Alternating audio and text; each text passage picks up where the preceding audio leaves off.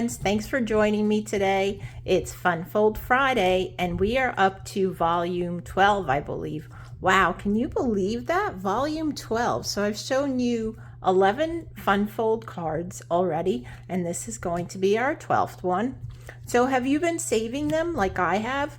What I do is I like to keep all the measurements of my card stock and designer series paper. I just kind of write it on the actual card because this is just a sample. It's not, obviously I'm not going to mail this, but then I keep it in a box. So when I need one, depending on how quickly I need it, I go in that box, pull one out, and make the card. I have all the measurements written down for me. Very easy. So I hope you've been doing the same thing.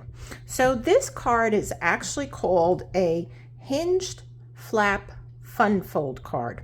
Not sure if that's the actual name, but that's what I thought I'd call it because we've got this little hinge here, right?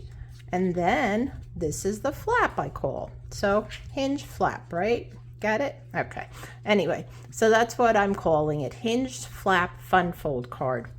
Sometimes we give these names to these cards and we're all like, what were we thinking, right? So let's get started. I'm going to keep this here for reference.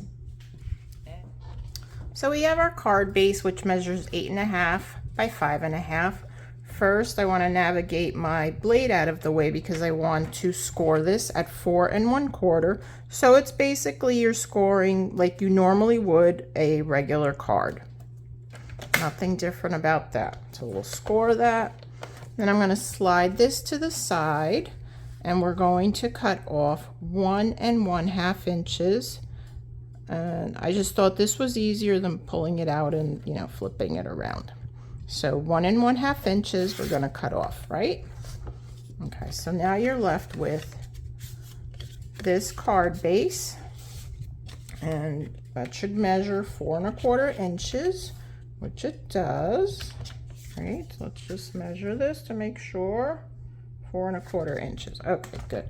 We're going to set the trimmer aside for just a minute. I want to crease the score line here because you want to make sure it's nice and flat. So just go over that a couple of times because you've got bulk with this, the two flaps. You want to keep it as flat as you want.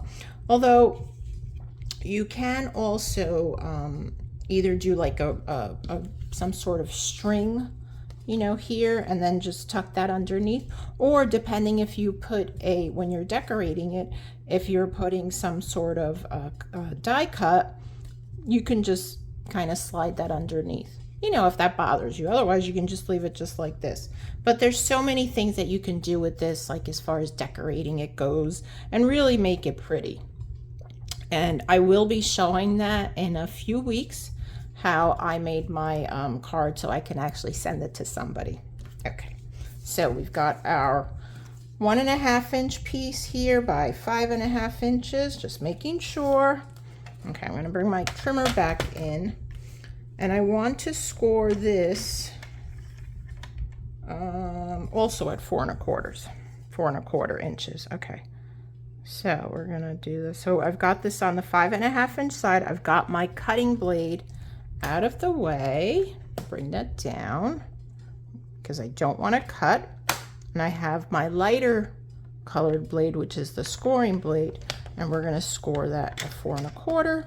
Lift it out, and then you have what is called the hinge or the flap. I guess you can call. I'm just a little sticky here. I'm not sure what that is. Okay. All right. So we have our little flap. And we've got some pieces here. So let's do this. Okay, first I want to put my designer series paper down. I'm going to lay that. Actually, nope, back up. We need to put this piece down first, the flap, because then the designer series paper is going to go over it and hide it. So I'm just going to add a little glue onto my flap, and you don't want to go past the score line, the fold, and you don't want to get too much on there, but you want to get enough so it stays. All right. Then fold that down, decide where you want this to go, if you want it to go higher, lower, and also you can also do this in the landscape mode, horizontally. Just hold that down for a minute, close the flap, and you want to keep this right to the edge of your card base. And you don't want it to go over the other side.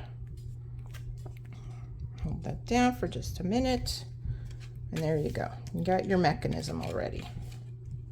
Now we'll add the designer series paper over that so it covers it up for us. And these are just retired papers that I'm using. I like to use retired papers on this sort of thing because I'm not sending it out to anybody. And this way, if somebody's, you know, if I use, I don't really care what it looks like. All right, so that's that. So far, so good. Let's see. Got another piece here someplace I had. Oh, where'd that go? I'm not sure where that went. I lost one of my layering pieces. I had the piece for this, which is 1 1/4 inches by 4, but I'm not sure where it went. Oh well, anyway. We will improvise, I guess. Okay, so for the next piece, which is the inner layer that we're gonna lay here, and it's up to you if you wanna do this 2 1/2 by 5 3/8, or you can do it 2 3/8 by 5 3/8. You know, if you wanna leave a little border in the center there. I'm not going to leave the border, so we're just gonna cut this down to 5 3/8 by 2 1/2. I really would like to know what happened to that piece. Probably lost it someplace. So 5 3/8. Make sure this is, what did I say, 2 1/2.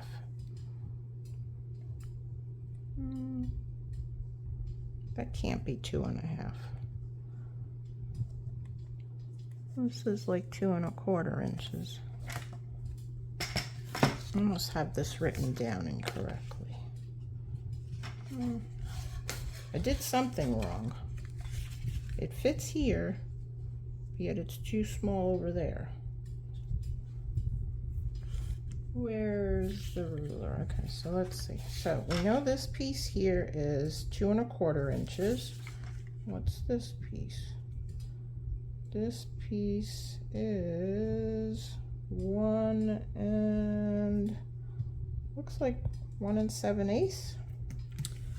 So I've got that wrong. This piece here is 1 7/8. And again, you know, this is just suggestions. Pen's not writing. Let's see if a pencil works. 1 7/8 by 5 3/8. And then this piece is, what do we say, 2 3/8 or 2 1/4? This is 2 1/4 by 5 3/8. You could play around with it depending on how much white you want and how much designer series paper you want. Just make sure that your white isn't showing beyond this flap here. All right, so let's lay that down.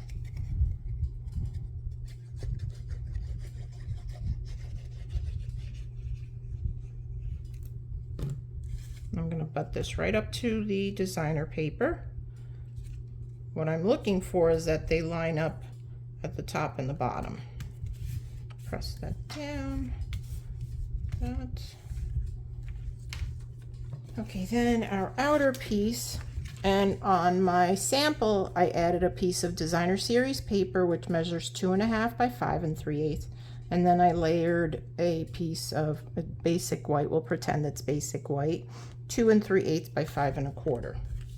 For this one, I'm just going to do the, this is pale papaya, but we're going to pretend but it's basic white. Or, you know, if you're using a lighter color, that's fine too. Doesn't really matter. So 5 3/8. I'm doing it again. I'm doing it again. 5 3/8. Cut. By, what did I say? I already forgot. 2 1/2.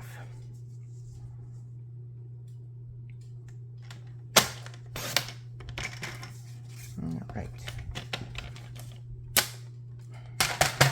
And then this piece is going to go in the front, and our little sample will be done.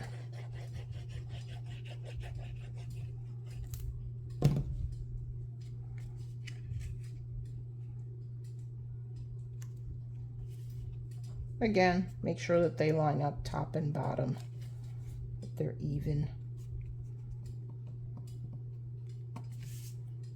That's all. All right. So there you have it. A hinged flap fun fold card.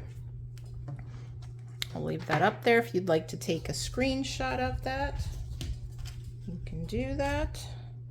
So have fun with it, you know. In a couple of weeks, I will show you a design using current designer series paper and cardstock, but this is just a sample. Gang, I hope you enjoyed that. Let me know by giving me a thumbs up. I really appreciate that. I love to read your comments.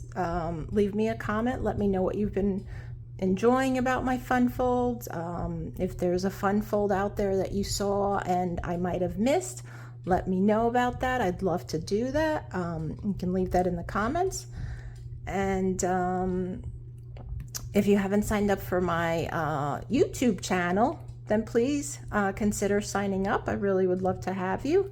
I post the fun fold once a month on Fridays, and every Tuesday I upload a new video. Have a great day. Until next time, happy stamping. Bye-bye.